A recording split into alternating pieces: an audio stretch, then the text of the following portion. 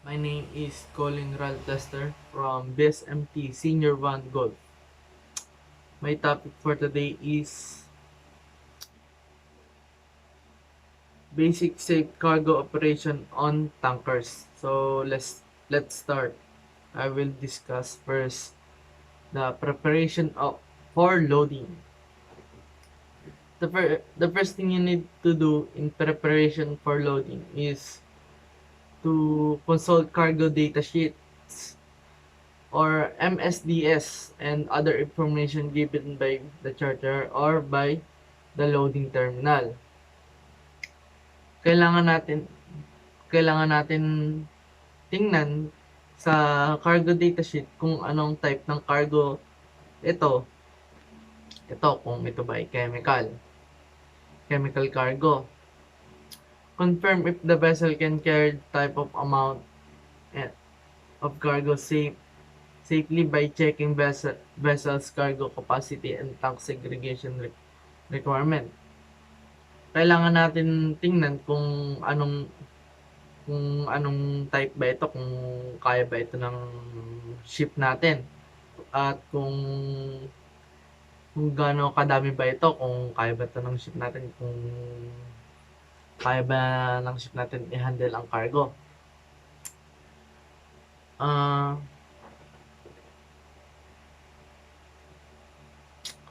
prior to loading, kailangan natin in-inspect ang ating cargo tanks.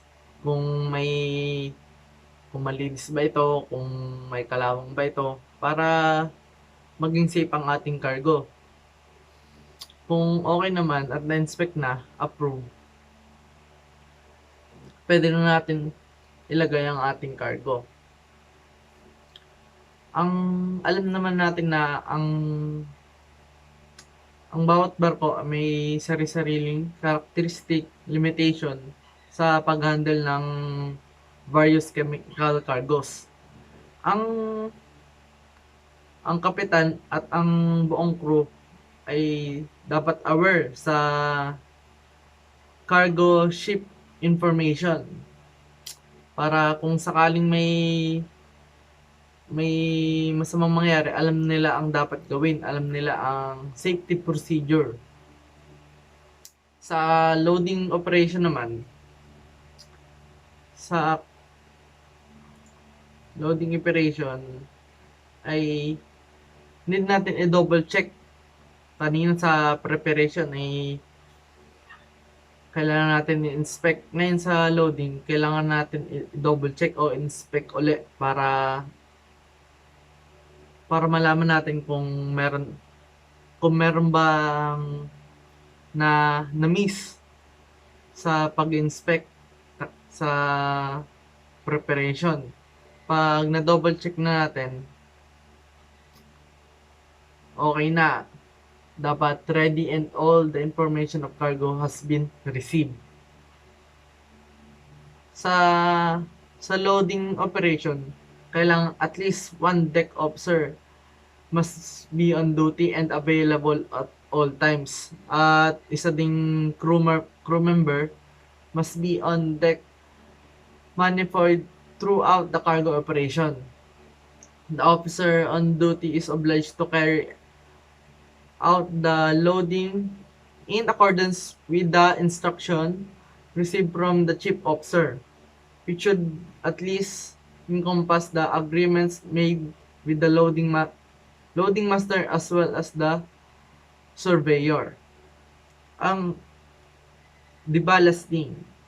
Deballasting is the process by which seawater is taken taken taken in taken out of the ship when the ship is at the port and at sea.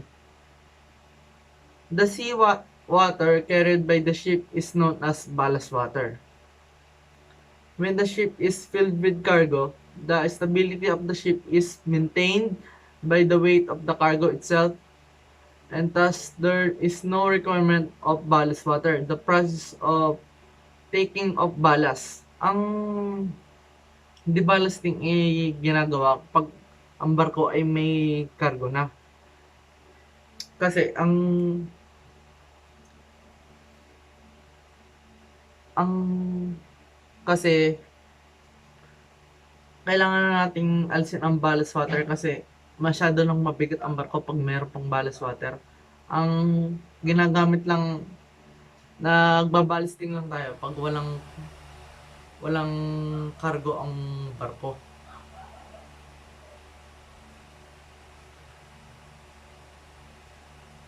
Transport, sa transport na tayo. Sa transport, kailangan nating bigyang atensyon ng ating kargo. Sa cargo heating, may cargos na require ng specific heating must be monitored at least one, wa- once a day. And temperature check, kailangan natin isulit to sa temperature log, must be kept ensure that the correct heating medium is used and the heating coils in tanks that do not require heating are blown dry and blank. Kaya sa may cargo din na need ng cooling, specific na temperature, kailangan din natin i-check yan sa tank atmosphere. Monitoring and recording the alleged space of pressure and or oxygen should be carried out at regular intervals. Kailangan natin gawin yan daily to ensure the correct environment is being maintained. So, sa transport, kailangan natin tingnan, bigyang atensyon ang mga cargos. Kailangan nating panatiliin maayos ang cargos para maging maayos.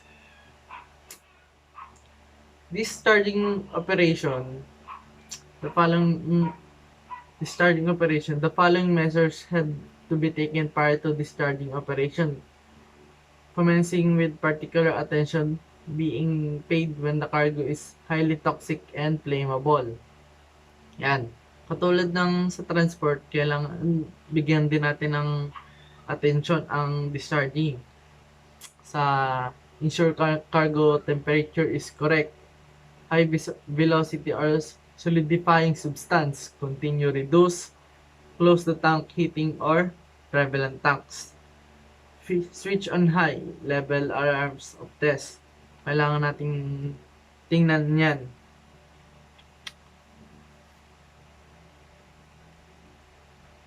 Essential. Inerting. Yan. Ang inerting ay tankers carry flammable cargos, which means that one element of fire triangle is always present on tankers. And we know that oxygen is omnipresent. The only thing stopping the completion of fire triangle would be the source of ignition. Consider what is at stake. The safety of tankers cannot rely on just one singular barrier. For this reason, the oxygen level inside the cargo tanks need to be such that even if the source of ignition is accidentally present, the fire triangle will not complete. The process of reducing the oxygen level in cargo tank is called inerting. Oxygen content to less than 8% is required to be in the tanks containing flammable cargos. And to be able to bring cargo tank to the oxygen level, inert gas contained less than 5% of oxygen is introduced in the cargo tanks. The time required to inert a tank to less than 8% of oxygen level from 20.9% of oxygen level. If you introduce the inert gas in the cargo tanks without a plan, you may end up doing this endlessly with cargo tank still at more than 8% of oxygen. Ballasting. Ballasting is a process by which seawater is taken in of the ship when the ship is at the port or at the sea. So, ballasting, ang kanina, deballasting. Ang deballasting naman ay taking out a seawater sa galing sa ship. Yun ang pagkakaiba. Ang ballasting ay in, ang deballasting ay out. When no cargo is carried by the ship,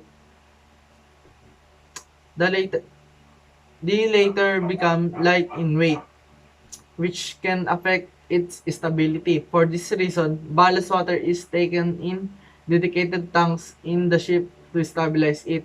Tanks are filled with ballast water with the help of high-capacity ballast pumps, and this process is known as ballasting.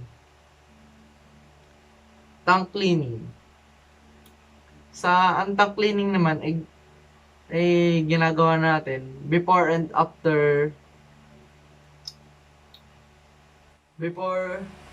before loading and after and discharging. Kailangan natin linisin ang ballast tank. Ang ballast tank.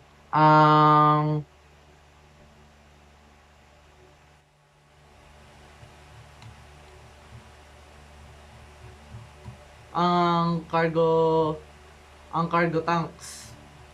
Kasi kailangan natin para malagyan ng cargo, kailangan inspect, linisin.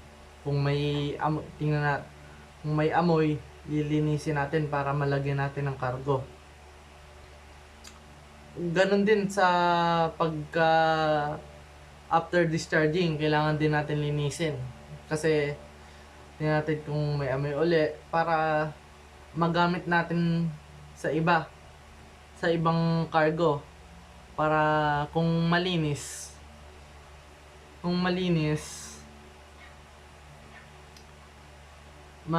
magagamit natin ang cargo.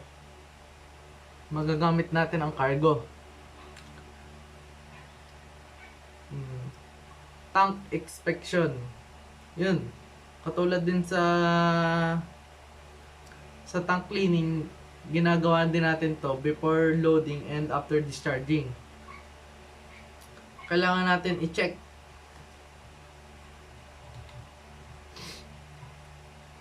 ang lahat.